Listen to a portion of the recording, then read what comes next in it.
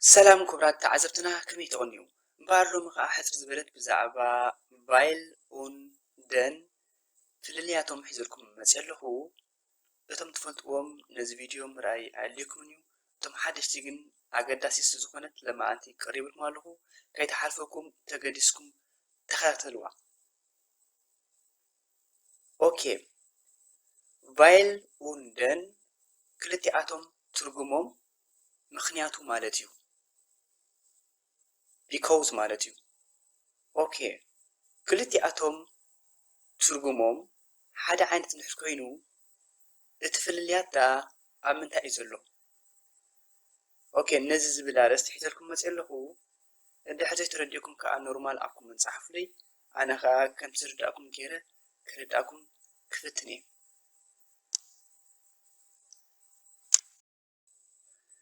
Was ist der Unterschied zwischen den und weil? قاعد بقوله انت اتفللي أمونغو den und weil قلت يوم ترجمهم حدا عينتيو إلوكم مالتيو سلازي die beide haben gleiche Bedeutung aber es gibt einen Unterschied ክልቲኣቶም ሓደ ዓይነት ትርጉም ኣለዎም ግን ገለ ነገር ዝፈልዮም ግን ኣሎ ኦኬ መጀመርታ ደን እንታይ ማለት እዩ ደን ማለት ምክንያቱ ማለት እዩ ግን እቲ ቀንዲ ፍልልያቶም ኣብ ቨርብ እዩ ቨርብ ኩሉ ግዜ ደን ክንጥቀም ከለና ኣብ zweite ፖዚሽን ንረኽቦ ቨርብ ኣብ zweite ፖዚሽን ንረኽቦ ኣብቲ ካልኣይ ደረጃ ንረኽቦ ማለት እዩ ኩሉ ግዜ ደን ክንጥቀም ከለና ኦኬ ከመይ ማለት እዩ ባይሽፒል ክሪኦኩም እየ ካብኡ ቀለልናይ ማለት እዩ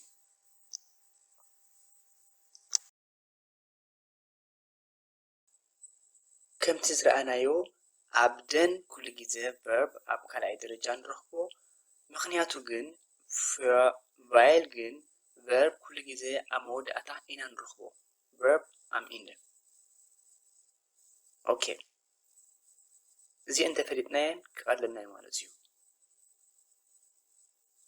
ቨርብ ማለት እንታይ ማለት እዩ ተረዳእኩም ተሊኻ ኩሉ ግዜ ንኣብነት ስም ንስም ዝሕግዝ ካሎ ich habe Geld ሕጂ እቲ habe ቨርብ እዩ ich ማለት ስም እዩ habe ከዓ ቨርብ እዩ ስለዚ ኩሉ ግዜ እቲ ቨርብ ኣብ መወዳእታ ንሕከይኑ ምክንያቱ ቫይል ንጥቀም ኣለና ማለት እዩ ኦኬ ኣብ ክልቲኦም ፍልልያት ዘሎ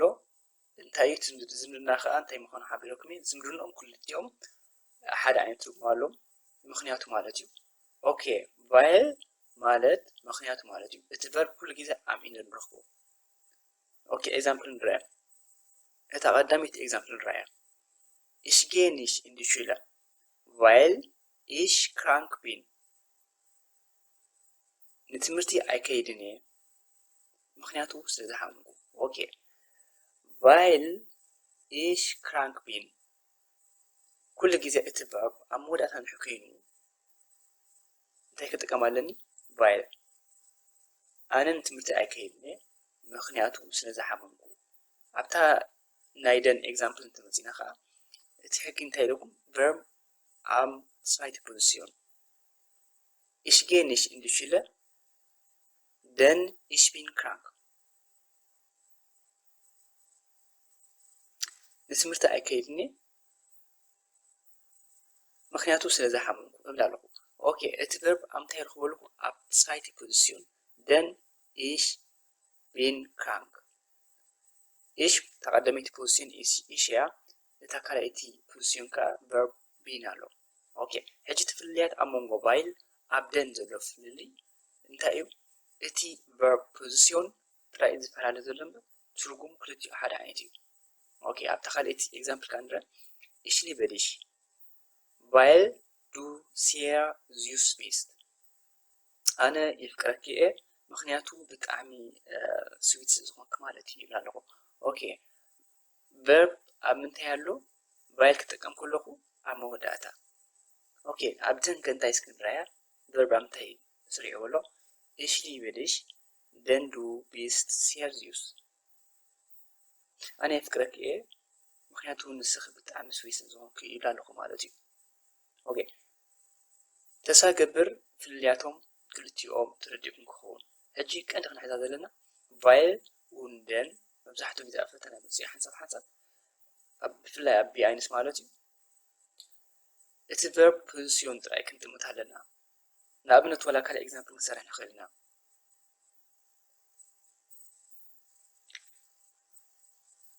Ich gehe nicht in die Arbeit, weil ich Besuch habe ትብል ንኣብነት ንስራሕ ኣይከይድኒ ምክንያቱ ዕዱማት ስለ ዘለውካ ማለት እዩ። ከምኡ ኢልካ ኤግዛምፕል ክትሰርሕ ትኽእል ኢኻ። ወይ ከዓ ንኣብነት ich gehe nicht in die Arbeit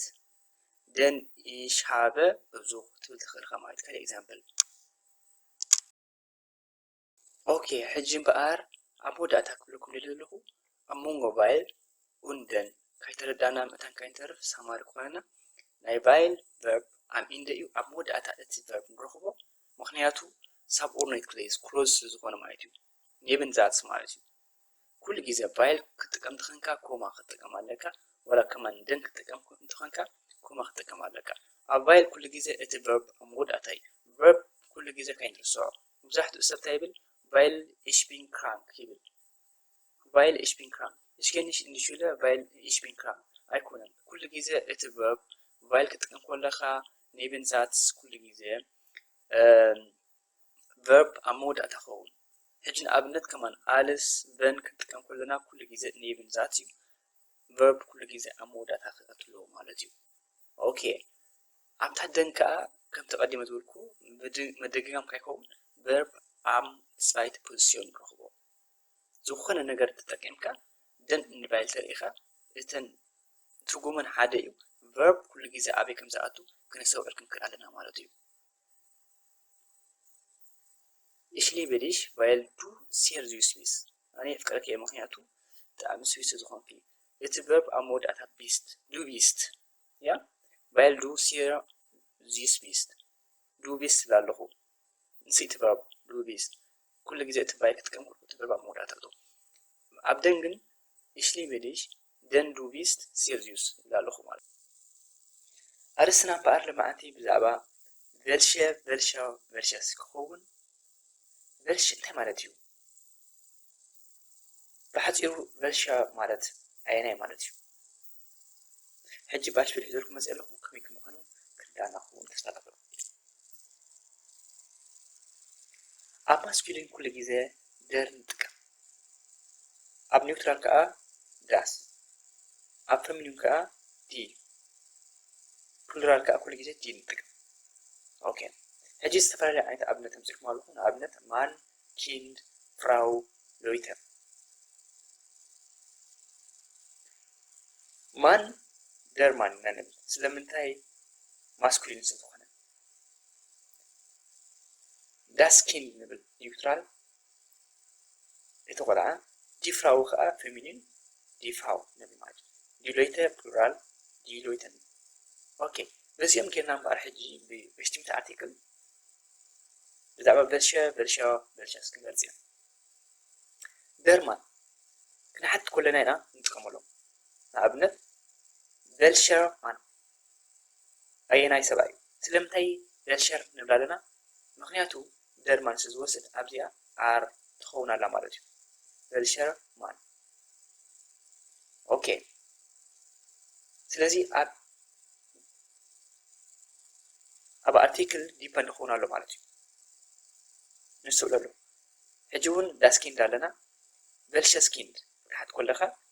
ንሕቲ ተዛሪቦም ብዛዕባ ቆልዑት ቨልሸስኪንድ እንተኢልካ ኣየኖት ቆልዑት ኣየናይ ቆልዑት ትብል ኣለኻ። ቨልሸስኪንድ ዳስኪንድ ስለ ትብል ዘለኻ ቨልሸስ ትወስድ ኣለኻ። ኣየናይ ቆልዓ ትብል ኣለኻ። ቨልሸ ፍራው ኣየነይቲ ሰበይቲ ሲንጉላር እዩ። ኣየነይቲ ሰበይቲ ቨልሸ ፍራው። ስለምንታይ ቨልሸ ንበለና? ስለምንታይ ቨልሸር ዘይበልና? ምክንያቱ ዲ ፍራው ስለትወስድ ቨልሸ ፍራው ትብል ኣለኻ። ኦኬ ኣብ ፕሉራል ከ እንታይ ክኸውን ኣሎ? ቨልሸ ሎይተር ፕሉራል እየ። ሕጂ ኣየኖት ኣሕዛብ ኢኻ ትብል ፕሉራል ስለዘለዎ welche Leute die Leute ኢና ንብል ስለዚ ኩሉ ግዜ ክነስብዖ ዘለና ኣብ welche ክንጥቀም ከለና ዲፐንድ ኣብ ኣርቲክል ክንከውን ኣለና መብዛሕትኡ ግዜ ኣብ ጀርመን እንድሕር ኣርቲክል ዘይፈሊጥካ ናበይ ክትኸይድ ከም ዘለካ ኣይትፈልጥን ኢኻ እንታይ ክትዛረብ ከም ዘለካ ኣይትፈልጥን ኢኻ ስለዚ ኣርቲክል መሓዝ ክገድስና እዮም ማለት እዩ ኦኬ ሓሙሽተ ኣብነት ኣለዋና እዚኣ welche Kinder sind denn ihre Kinder ዓይነት ቆልዑት እዮም እቶም ደቅኻ ትብል ኣለኻ ሕጂ ስለምንታይ welche ይብላ ኣለኹ Kinder kind ኮይኑ das Kind ንብል Kinder ግን plural ስለዘሎ die Kinder ኢና ንብል welche Kinder sind denn ihre Kinder ትብል ኣለኻ ማለት እዩ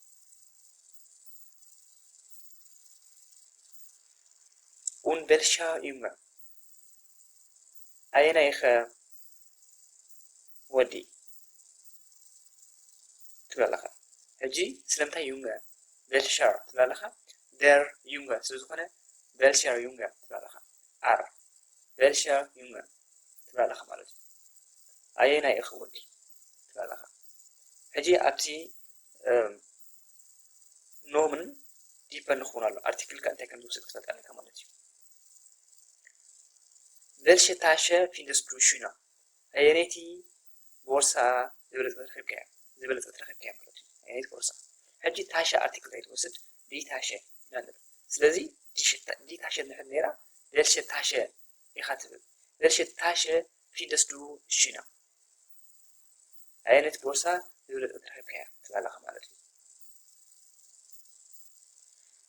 welches Buch findest du besser ኣየነይቲ መጽሓፍ ዝበለፀት ረኺብካ እያ Buch das Buch das zwei ከዓ ሕጂ welches Buch ንብል ኣለና welches Buch findest du besser ኣየነይቲ መጽሓፍ ዝበለፀት ረኺብካ እያ das Buch welches Buch ንብል ኣለና ማለት እዩ welche Übungen waren die Hausaufgaben ኣይነት ተግባራት እቶም ዕያ ገዛ ነበሩ ማለት እዩ Übungen ማለት ተግባራት ምስራሕ ማለት እዩ ስለዚ welche Übungen waren die Hausaufgaben ኣይነት ተግባራት ዕያ ገዛ ነይሮም ትብል ኣለኻ ማለት እዩ ኦኬ ሳይት ፎርምን ከመይ ዝበሉ እዮም እንታይ ክመስሉ ኣብ ምንታይ ክንሰርሓሎም ዝብል ኣርእስቲ ኢና ሒዝና መፂና ዘለና ኦኬ መጀመርታ ብዛዕባ ፕሬዘንስ ክንጅምር ኢና das Präsens oder die Gegenwart ክንብል ከለና ኣብ ናይ ህልው ግዜ እንጥቀመሉ ነገራት እዩ ማለት እዩ ሕጂ ich lerne Deutsch ማለት just ቋንቋ ጀርመን መሃር ኣለኹ እብል ኣለኹ ማለት እዩ ፕሬዘንስ ማለት እዩ እታ ካልአይቲ እምበኣር ብዛዕባ ፐርፌክት ቴንስ ኢና ክንዛረብ ich habe Deutsch gelernt ኣነ ዶች ተማሂረ ትብል ኣለኻ እቲ ሬግል ናቱ ከዓ ሕጊ habe plus gelernt ማለት እዩ habe plus past participle auxiliary verb plus past participle ኢና እቲ ሕጊ ክንክተል ዘለና ማለት እዩ እምበኣር ሕጂ እንታይ ትብል ዘለኹ ኣነ ዶች ተማሂረ ካብ ቅድም ጀሚሩ ክሳብ ሕጂ ዘሎ ግዜያት ፐርፌክት ቴንስ ንብሎ ማለት እዩ ድሓን ብዙሕ ሓንሽ ነገር ኣብቲ ዝመፅእ ዘሎ ቪድዮታት ብዛዕባ ፐርፌክት ቴንስ ፅቡቅ ገይረ ፕሉስ ኮም ፐርፌክት ፅቡቅ ገይረ ክገልፀልኩም ሕጂ ንመእተው ኢና ኖርማል ንዛረብ ዘለና ማለት እዩ እታ ሳልሰይቲ እምበኣር ፕሬተሪቱም እዩ ዝበሃል ፕሬተሪቱም ማለት ከዓ ናይ ፓስት ቴንስ ማለት እዩ ናይ ሕሉፍ ናይ ቅድም ዝገበርካዮ ኩሉ ነገር ዝገልፅ ፕሬተሪቱም ወይ ከዓ ፓስት ቴንስ ይበሃል ማለት እዩ ሕጂ እንታይ ኢሉ ኣለኹ ich lernte Deutsch ሕጂ ካብ ፕሬዘንስ ናብ ፕሬተሪቱም ፍልይ ረእዮ ኣብ ፕሬዘንስ ናይ ሕጂ እዩ ich lerne Deutsch ኣብ ፕሬተሪቱም ከዓ ich lernte Deutsch ኣነ ዶች ተማሂረ ናይ ቅድም ማለት እዩ ማእስኻ ተማሂርካ ስፋያረ ፎር ስፋያረ ክኾን ይኽእል ፎር ein Monat ክኾን ይኽእል ኣቀዲምካስ ዶች ተማሂርካ ኣለኻ ማለት እዩ ፕሬተሪቱም ሕጂ ኣብቲ ኣፀሓሕፋ ይቕይር ኣሎ ich lernte Deutsch ኣለኹ ማለት እዩ ራብዒቲ እምበኣር plus kaum perfect ማለት past perfect ማለት በእንግሊሽ እዚ ማለት ከዓ ich hatte Deutsch gelernt እዚ እምበር አንተ ጎ ከምዚ ማርኪረን ገይሩ ዘለኹ ich habe Deutsch gelernt ምስ perfect ähnlich እዩ ዝመሳሰል እዩ እዚ perfect ባህ ከሎ ካብ ቅድም ክሳብ ሕጂ ኣትሒዙ ዘሎ እቲ ግዜያት ኮይኑ እቲ plus ካውን perfect ባህ ከዓ past perfect ናይ perfect ሕሉፍ ማለት እዩ ሕጂ ich habe Deutsch gelernt ንሕሪልና ኣብ plus ካውን perfect ከዓ ich hatte Deutsch gelernt ኣቀዲመሲ Deutsch ቋንቋ ተማሂረ ነይረ ላለኹ ማለት እዩ ሕጂ እንፈላለየን የብልናን ምስታ perfect tense ናታ ሕሉፍ ምዃኑ ክንስንክዕ የብልና ማለት እዩ ሓሙሸይቲ እምበኣር ብዛዕባ future eins future tense ማለት በእንግሊሽ ማለት ከዓ ናይ መጻኢ ማለት እዩ ናይ መጻኢ ዝኾነ ትገብሮ ነገር ናይ መጻኢ ሁሉ future eins future tense ባር ማለት ሕጂ እቲ ሕጊ ከዓ verden plus infinitive እዩ infinitive ኩሉ ግዜ lernen ገለ ዘሎ ማለት እዩ ሕጂ እዚ infinitive ነው ማለት ሕጂ ich werde Deutsch lernen ኣመጻእሲ Deutsch ክመሃር ትበልኻ ማለት እዩ ich werde Deutsch lernen ኦኬ ኣብቲ ናይ ሕጊ ናይ ሳይት ፎርም ከዓ ich werde du wirst sie es wird wir werden ገለ እናበልካ ትኸይድካ ማለት እዩ ኦኬ ጉድ future eins ኩሉ ግዜ werden plus infinitive ማለት እዩ ቁጥር 6 እምበኣር future zwei ich werde Deutsch gelernt haben ኦኬ መብዛሕትኡ ግዜ ኣብ ቋንቋ ጀርመን ንጥቀመሎም presence normal voice ንጥቀመሉ ኢና perfect tense ንጥቀመሉ ኢና ኩሉ ግዜ ፕሮቴሪቶም ብዙሕ ኣይኮነን ማለት ፕሮቴሪቶም ኩሉ ግዜ ኣብ ፅሕፈት ንኣብነት ከምዚ ኣብ ሳይትን ክተንብብ ከለኻ ወይ ደብዳቤ ክፅሕፍ ከለኻ ፕሮቴሪቶም መብዛሕትኡ ግዜ ኣሎ ሆፊክስ ኩሉ ግዜ ንዛረበሉ ወይ ቋንቋ ግን ዝጀረብሉ ንሳቶም perfect tense መብዛሕትኡ ግዜ ዝዛረብሉ እዮም plus ካም perfect ዳርጋ የለን ክትብል ትኽእልኻ future eins ብዙሕ ኣይኮነን ንኣብነት ሕጂ ኣብ ታሕቲ ፅሒፈላ ዘለኹ morgen gehe ich ins Kino ሕጂ በእንግሊሽ ተሪኻ tomorrow I will go to cinema እትብል ሕጂ morgen gehe ich ins Kino ፅባሕ ክትኸይድ ዘለኻ ፅባሕ እናኸድካ ከለኻ ግን ስለምንታይ presence ትጥቀም ኣለኻ ሕጂ እዚ ናይ presence ልክዕ ከም ናይ future ክንጥቀመሉ ንኽእል ኢና morgen gehe ich ins Kino ከማን morgen werde ich ins Kino gehen ክትብል ትኽእል ኢኻ ግን መብዛሕትኡ ግዜ ዝዛረበሉ ሰብ ከምዚ ሃቢት ማለት እዩ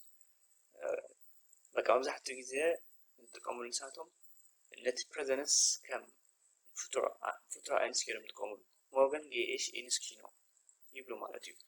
ከማን መብዛሕትኡ ክትብል ትኽእል ኢኻ morgen werde ich ins Kino ክትብል ትኽእል ኢኻ ግን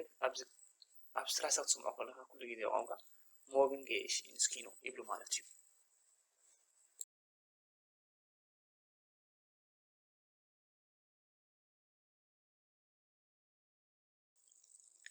ኣብ መወዳእታ እምበኣር እዞም